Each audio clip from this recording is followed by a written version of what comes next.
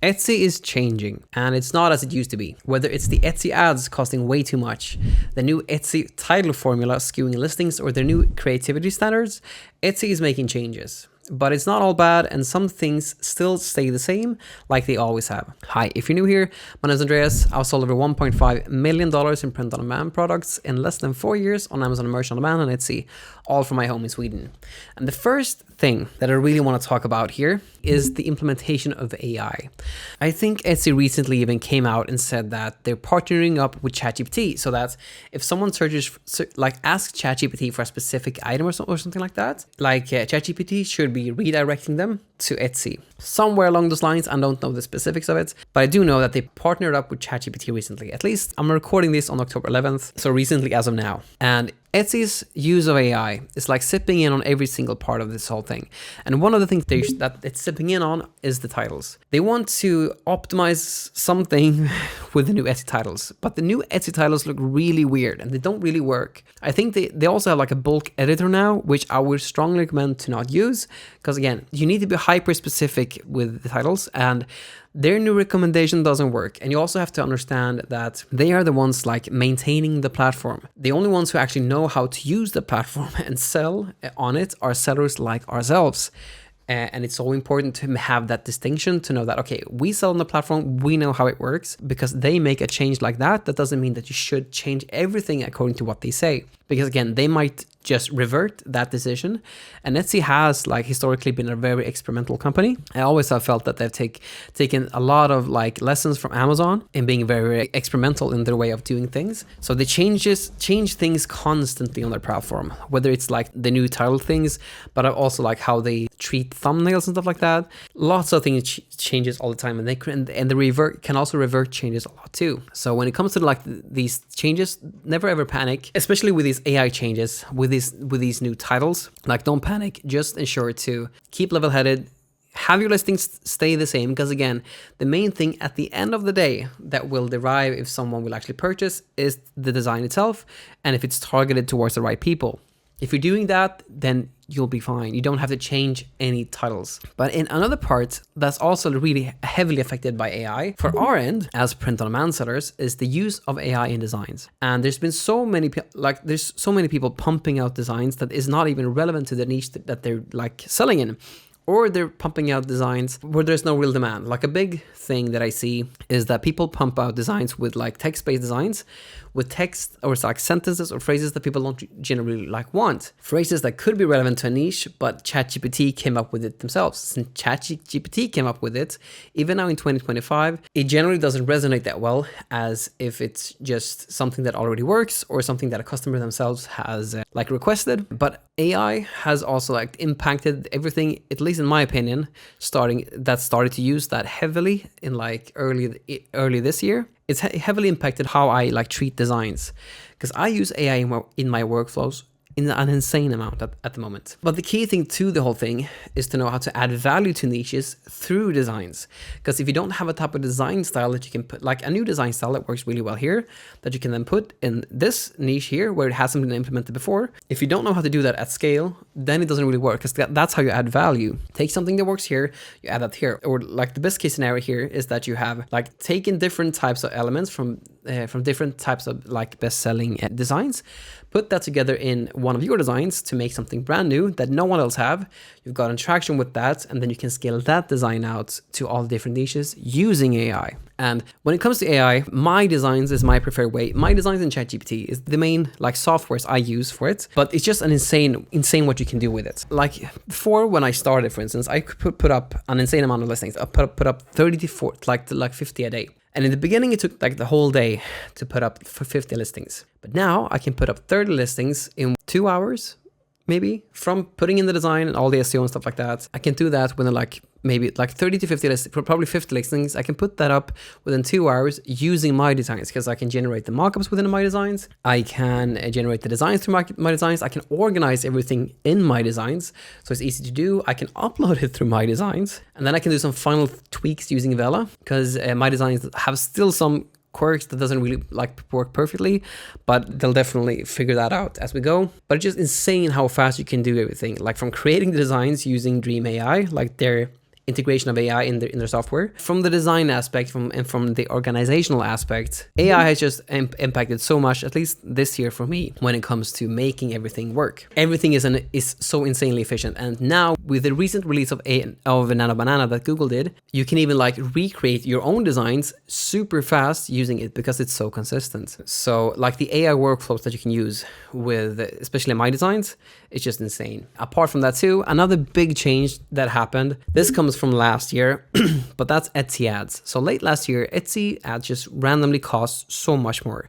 I think it started in like late in like August of last year, and I just thought it was a fluke. But then it just kept on going, because generally before that, I was averaging around a 3.5 in ROAS to like a 4.5 in ROAS, which basically means that for every dollar I put in, I get $3 to $5 back or $4 to $5 back. But in August, it just went down a lot. So instead of like getting 3.5, I think I put in $1 and then I got like $2.2 back, which is a massive amount. I just thought it was a fluke, but then it kept going like this. And basically whenever I put $1 in, I basically got $2 back. But then it just kept going to like $1.8 instead of $2 back.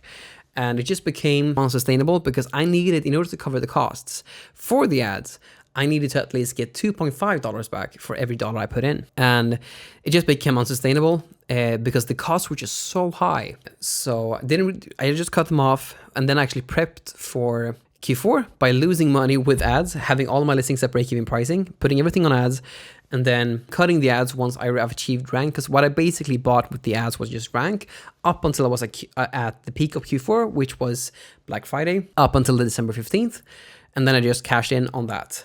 But in October, I lost like $700, and then I made like 7K in profit in November, and then I think I made over like a 10K in profit in December. So I made all that back and more using that strategy. But even now in 2025, they have consistently always just costed so much. I've tested out many different ways of using the ads. They've implemented new things with the ads, but it also feels like they're taking a playbook from Amazon, because I think I heard this from one of the live streams that we do with the POD Council, but one of the members there, Jose, I think he mentioned that Amazon's biggest revenue driver is their own ads. Like advertising on their own Amazon platform. And I think they understood that like last year, so they just upped the cost for the Etsy ads, because I don't think it has much to do with competition when it's this much of a change from one day to the next.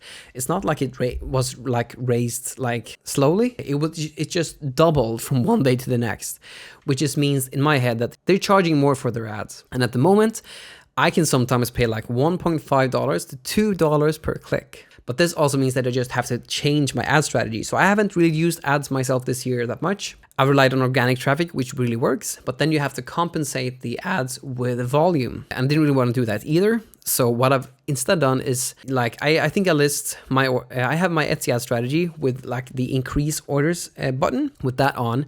And then apart from that, I also only promote listings that I know sell. And then with that, I only promote listings that I'm already doing really well in. I do not promote like brand new listings in new niches to see how it goes. I basically do more of a safe way of doing it, only promoting listings that I already know have sold like historically really, really well. And for me personally, they need to have sold at least $3,000 individually for each listing that I promote. So I think I'm promoting maybe, I don't know, like 10% of all my listings or something like that. Those are actually what's on ads, apart from new listings within the same niches as those that I'm hoping to get traction on too. But those are the tests. But it's really safe testing in this case compared to what we used to do before. Because with every change like this, we always just have to pivot and learn how to embrace the changes. And another thing that also popped up just from one day to the next was that they have this new tab called policy violations. And it seems like they're wanting to like give sellers more feedback on how to approach policy violations and what they actually are, and give more information about it, which I think is good. And it also seems that you might be able to appeal trademark infringement, which would be insanely good if they actually implement that. Because if there's anything wrong with that type of claim that they do, it would be so good to have an option to at least like be able to fight a trademark infringement if something is wrong. Because previously, if you get a trademark infringement, that would be that. You can fight copyright infringement, but you can't fight trademark infringements. And so being able to counter actual like trademark infringement would be so powerful and so good for the platform, for the sellers. And I would be be happy if they actually implement that within Etsy itself, because it always feels like if you get like 4 to 5 trademark infringements, you're done. It's like goodbye. And I just think that's a horrible way to go about business. I mean, like Amazon doesn't do anything remotely close to that, because you can get a lot of requests, like rejections with Amazon merch, but it's not like you get all trademark infringements are not the same, obviously, because if you do a Disney shirt, you will probably like lose your account. But if there's something that you just missed, or something that was a misunderstanding or something like that, being able to like write that and say your claim at least, so just to prove that will be so powerful, because it will make us sellers feel more comfortable and with like staying long term on the platform. As I said, there's always some things that like never changes, and that goes well in hand with policy violation things, and that's the copyright infringement. Like copying people or just changing stuff minimally. Like you take one design and just change the font. That is basically copying. That is still not okay. Another part is just doing like trademark infringements, and that's basically taking sentences or like phrases, if you're doing text-based designs, or like anything that is someone else's property. Like if you take the Nike swoosh, or like anything from the Disney franchise, like the Disney IP, and you use that within your designs, then that is trademark infringement as well, especially if you use the word Disney. The easiest are text things when it comes to trademarks, but you can also have designs being trademarked as well. Another big thing is also to sell prohibited products, and a hugely like big thing that happened in like 2023, I think 2022 or 2023, was that they took off all of the listings that sell kids clothing with drawstrings, because I think there was like an incident where something happened with a kid where they bought something for this specific kid with drawstrings, and then Etsy got sued for that. So after that, they just wiped all the kids clothing with drawstrings across the board. So selling, for instance, kids clothing with drawstrings is strictly prohibited, but selling any type of thing like that has always been prohibited, and they always like do their best to take stuff down like that. And the last biggest mistake that never really changes is to like show something within your images. Like this is the design. Like let's say that you have a glitter type of design, or like a neon type of design within your garment. Those types of design never print well. They never ever print well, which basically means that you're not providing what the customer is looking at. So not providing the thing that you actually display has always been a bad thing, because if you just think about it, it just makes sense. Customer sees one thing, they get something else. That doesn't make sense at all. So not providing the thing that you're actually displaying, and just knowing that, for instance, you can't really sell neon types of shirts because that doesn't print well with DTG, which is like the process that we actually use here when we're using Printify, and we're selling shirts like the Comfort Color 1717. When we're selling shirts like this, they're all using DTG. As you can see here, they're all using the DTG process here. Can do embroidery too, but DTG is the main thing when we're like selling apparel, that we like the process that we actually use, or like most print providers use here on Printify. And DTG here is like, you need to, like, every process has its perks and its downsides. And with DTG, since it's basically ink directly printed into the garment, you can't make something look neon-esque because it has different levels of opacity. So basically here, showing something that looks like a neon or like glow-in-the-dark shirt, or showing something that has like a glitter effect. Since it's DTG and not an iron-on, it doesn't really work that well. So would highly recommend to skip anything that doesn't work well with DTG. For instance, neon types of shirt, or glow-in-the-dark shirts, or glitter shirts, just because we're using DTG here on Printify, and all of these big providers here are using that. That basically just means that we shouldn't display something like that we can't like actually provide. And that has like always been prohibited. So overall, there's like some things that never really changes when it comes to Etsy's policies. But Etsy has numerous times done one thing very consistently, and that's that they have said one thing here in the rules, but they've actually done another. However, some things still stand true, but like these custom your text here listings that they said that you actually can sell on Etsy is still selling super well on there.